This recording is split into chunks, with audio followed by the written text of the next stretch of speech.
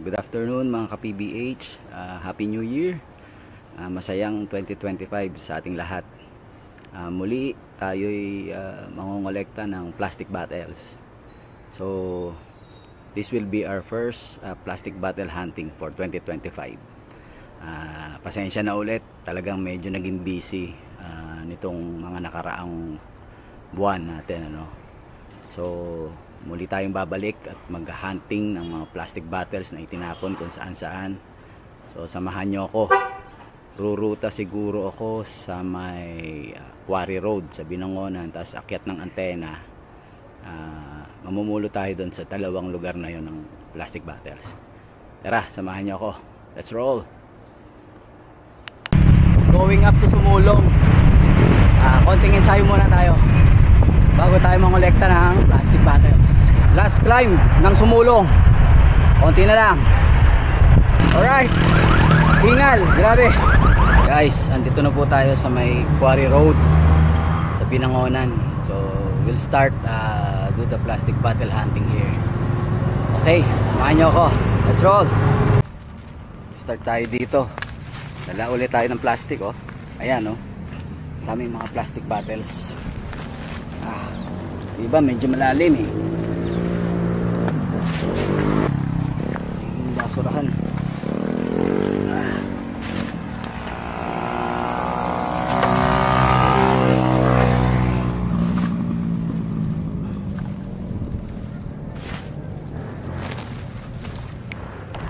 Oops. Meron pang kulang.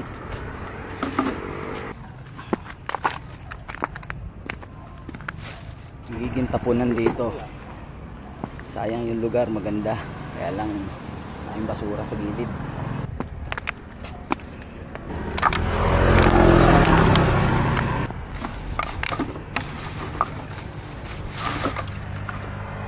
Isang portion lang, marami na. Pag hindi nababantayan ng lugar, nagiging tapunan.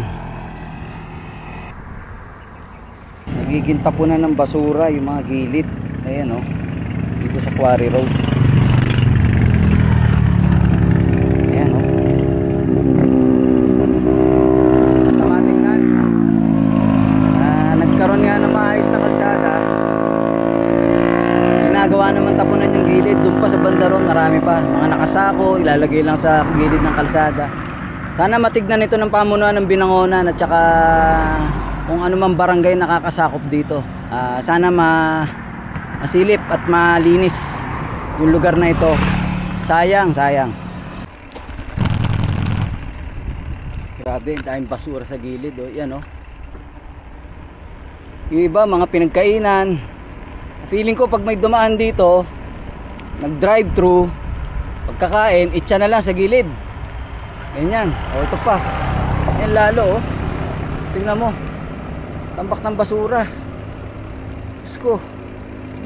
Hindi man lang ayusin. Saan ba to? Namamahakot pa. Oh. Diyos ko, sa gilid ang dami. Oh. Tumingin ka sa kabila, meron din. Ano ba yan? Nakakahiya. Sobrang nakakahiya pag may iba nakakita, lalo na kung mga foreigner. Grabe. Ibang klase dito. Ayan, oh, mga nakatambak sa gilid. Mga basura. Ayan, oh. Ano na nangyari dito? Oh. Basura, ayun, basura. Dami, grabe.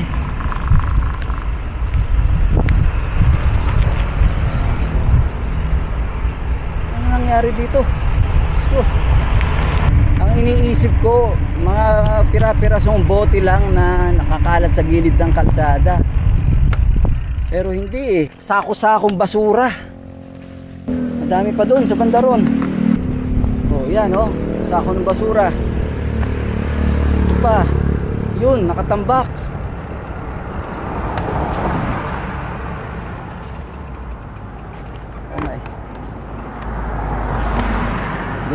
Dinampot ko tong isa. Grabe, oh. Ayan oh. Ang dami. Ito pa oh. Pinupulot ko lang yung mga nakahiwalay, mga pailan-ilan kasi pag doon sa basura ang baho, grabe. Parang ilang araw na yan na nandiyan dyan. Kasi iba na itsura niya eh. Halatang matagal na silang naka-standby dyan. Makikita mo naman kung bagong lagay lang yan dyan, hindi pa nadaanan ng basurero. Pero hindi, nangungupas na yung ibang kulay ng mga sako, papel, lahat na, plastic. Kalungkot lang kasi hindi naman ganito ito dati nung mga bagong gawa yung kalsada. Maraming nagbabike dito, maraming namamasyal. Pero ngayon papasyal mo ba yan? Ang baho-baho, grabe. Sino man pong barangay nakakasakop dito sa may Quarry Road, sa may taas, sana po magawa natin ng paraan na malinis yung taas. Sobra, ang dami pong basura. Ang dami, grabe, sa gilid-gilid. Ayan pa, mga pinag-inuman ng mga kape, styrofoam, pinagkainan, mga take-out goodies. Ayan oh, another sako, tumpok na sako. Mahirap dito, may kanal dito sa gilid eh. So, marami dyan, sigurado, nandiyan dyan sa mga kanal-kanal pa. Lalo nang magbabara. Hindi man magbara yan mga basura dyan sa kanal. Pagpunta nyan doon sa baba, doon maiipon yan, definitely. Kaya sa baba, magkokos ng baha. Hindi man, diretso ng Laguna Lake yan. Ayan na, ipupulyot na yan yung Laguna Lake natin. Sako ng basura. Doon sa kabila, meron din.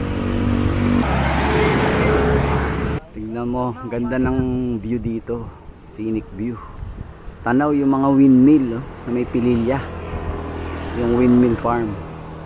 Dito sa baba, may bukirin. I think, morong na nakakasakop niyan eh. Ayan. Ganyan kaganda yung scenic view dito sa may Quarry Road. Kaya lang, as I said earlier, pag tinignan mo yung kanal puno ng basura, yung mga tumatambay dito definitely hindi maiwasan magtatapon ng basura. Pero sana kung masisinop nila yung mga basura nila at hindi na itapon sa gilid-gilid, mas maganda para hindi na mag-cause ng pollution pagdating ng araw. Ayan oh, may sako na naman, 3 sako ng basura nasa gilid ng kalsada.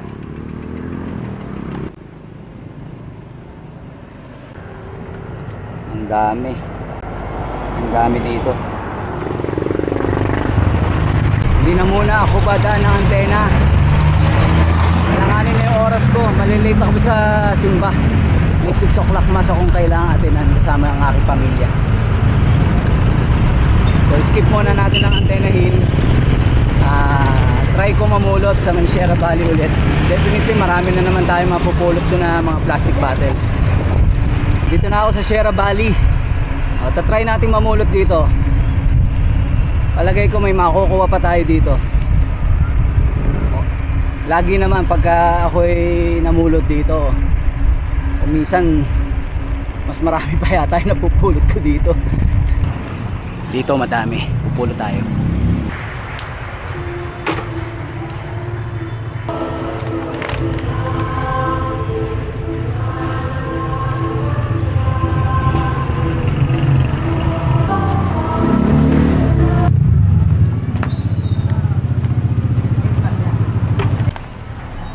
Dito, laging ang daming basura dito sa kahabaan na ito.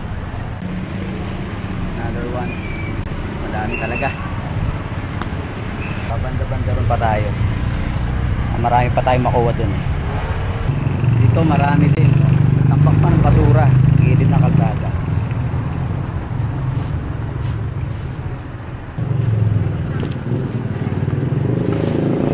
Lakad-lakad pa tayo doon. Tingnan nga, nakikita pa ako banda ron.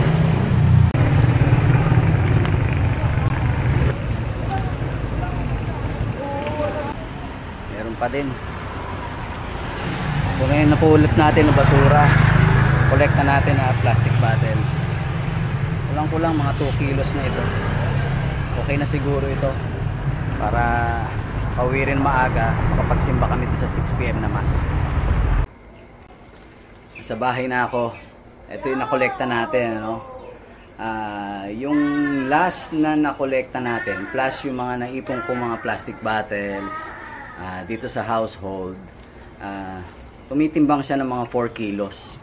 So naka-generate tayo doon ng 20 pesos doon sa nakolekta natin na yon, plus yung inipon ko ng mga household plastic bottles.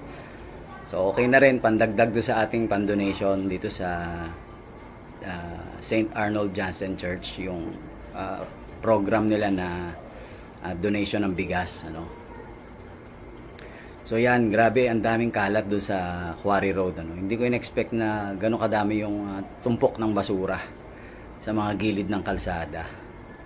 Along the way, ang haba ang dami mga nakasako na parang napabayaan yata kasi iba na yung kulay niya nung mga sako. So alam mong natingga na siya doon na matagal. So sana, gaya ng nasabi ko kanina, sana magawa ng paraan ng pamunuan ng Binangonan at kung ano mang barangay nakakasakop sa Quarry Road, ano. Again, thank you Lord for the safe ride. Guys, please love our nature. Huwag tayong magkalat. Grabe na ang kalat sa paligid natin. Huwag na sana natin dagdagan. Sana itong 2025, marami tayong makolekta na plastic bottles. Magawa natin to ng mas madalas versus do sa 2024 na plastic bottle hunting na ginawa natin, ano? Okay, thank you guys. Please hit like and subscribe kung nagustuhan nyo yung video natin. Thank you very much.